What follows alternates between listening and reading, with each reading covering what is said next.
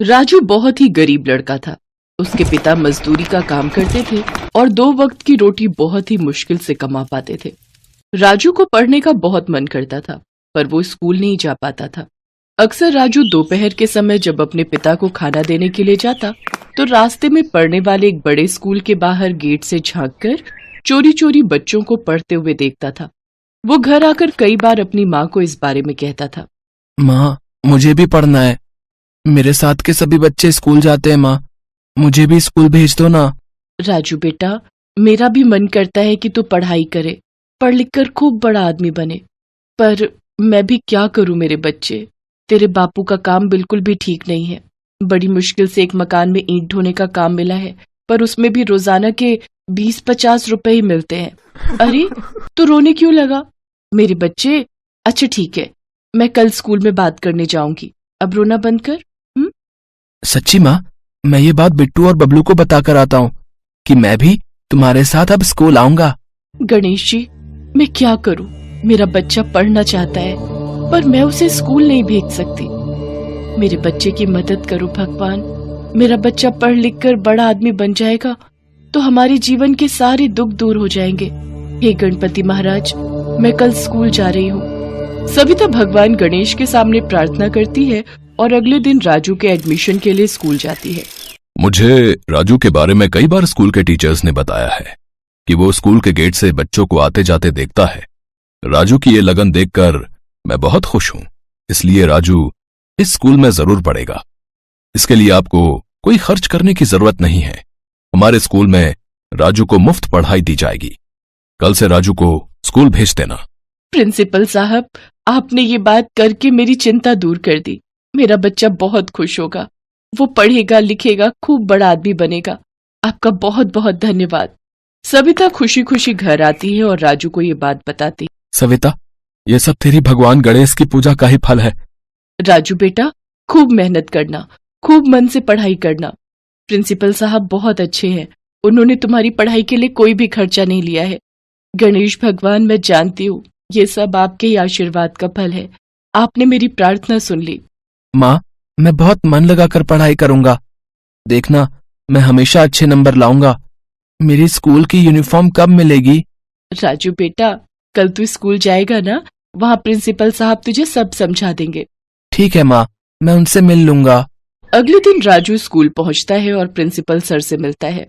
राजू बेटा, तुम दीनदयाल के साथ चले जाओ, ये तुम्हें सारा सामान दे देगा। आओ राजू बेटा, मैं तुम्हें स्कूल में पढ़ने का सारा सामान दे देता हूँ। दीनदयाल जो वहाँ पर नौकरी करता था, वो राजू के स्कूल में पढ़ने की किताबें, नया बस्ता, पहनने की यूनिफॉर्म, जूते, सब कुछ दे देता है। धीरे धीरे समय बीता। राजू हर बार कक्षा में फर्स्ट आने लगा। ये देखकर स्कूल के टीचर भी राजू की बहुत तारीफ करते थे। कई साल बीत गए। राजू 12वीं कक्षा की फाइनल की पढ़ाई कर रहा था। राजू बेटा, ये दूध पी ले, कल से तेरी परीक्षाएं शुरू है ना, खूब मन लगाकर पढ़ना। मैं चाहती हूँ कि तेरे अच्छे नंबर आ जाए तो तेरा अच्छे कॉलेज में दाखिला हो जाएगा। और ये मैंने अपने हाथों से थोड़े मोदक बनाए हैं। गणेश चतुर्थी उत्सव शुरू है ना, इसलिए मोदक का भोग लगाए हैं। ये अपने प्रिंसिपल सर को दे देना। वैसे ये सच है, दुनिया में बहुत कम लोग होते हैं राजू बेटा, जो प्रिंसिपल सर की तरह होते हैं। हम गरीबों पर उन्होंने बहुत एहसान किया है।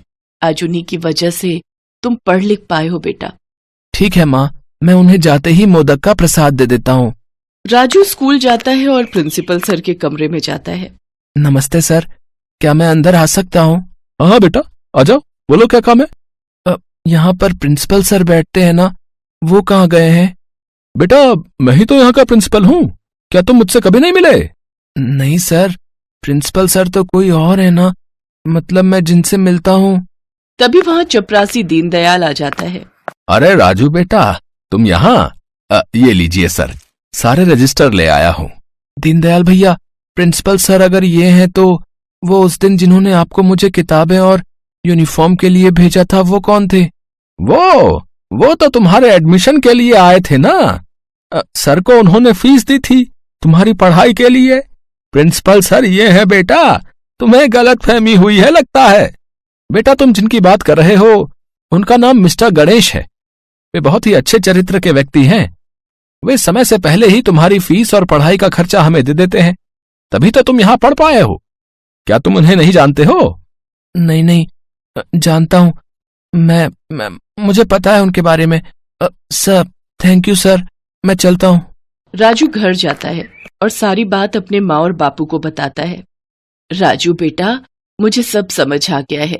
वो प्रिंसिपल के रूप में स्वयं भगवान गणेश ने हमारी मदद की है। तुमने आज उन्हीं के कारण अपनी स्कूल की पढ़ाई पूरी की है। माँ, गणेश जी तो बहुत अच्छे हैं। आज उन्हीं के कारण मेरा पढ़ने का सपना पूरा हुआ।